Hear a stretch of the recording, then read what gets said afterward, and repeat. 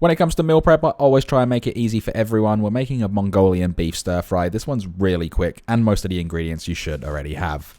To start, we're going to need 1 brown or yellow onion. Slice off both ends, slice it in half, remove the peel, and then just slice this into even-sized pieces the whole way across. Next, we need 20 grams of ginger. Use a tablespoon to remove the skin. It's the quickest and easiest method to reduce any waste. We're going to slice these into thin, even-sized strips. Then stack the strips up and just julienne this, which is slicing it into thin matchstick cuts. Along with the ginger, we need 4 cloves of freshly peeled garlic. Just crush and then roughly chop this up. We want this to be quite fine and obviously no large pieces.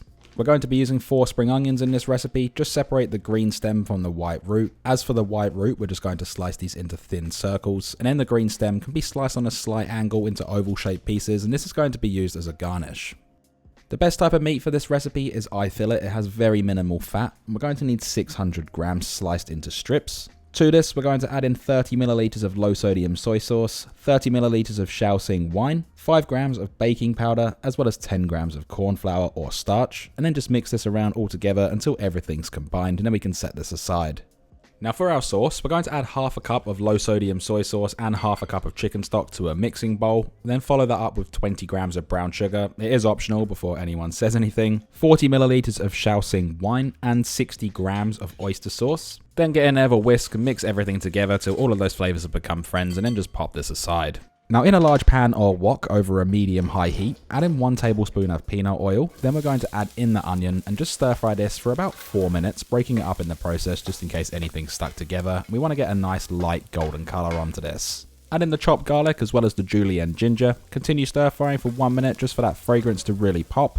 Then add in the marinated beef as well as any reserved marinade that might be in the bowl. You shouldn't have much, it should all be stuck to the meat anyway. We're going to stir fry this for 2 minutes, mixing it around quite regularly, also ensuring that none of the meat's stuck together. It can do that because of the cornstarch, and you should have a nice browned off meat with the slightest of golden colours to it.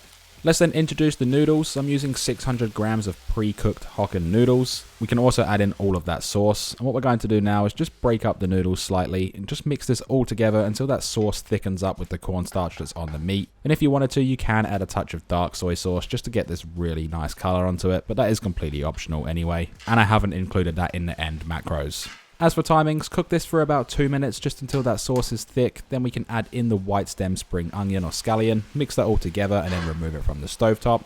Portion this out into 5 750 milliliter meal prep containers that I have a link for in the description if you're interested, and the portion weights will be on the end macro cards. Then we can garnish this with the green stem spring onion. You can also add some chili or some sesame seeds if you wanted to, and we're left with this beautiful Mongolian beef stir fry. And this right here is the complete dish nutrition facts, again with the serving size. Now once you have these in all of the containers, these will last 4 days in the fridge and up to 3 months in the freezer. To reheat them, it is simple as just putting them in a microwave or putting them in a pan, but if you do put them in a pan, just use a little bit of chicken stock and a splash of soy sauce just to rehydrate everything. Now the best and last thing that is left to do, that is, of course, we can then dig in.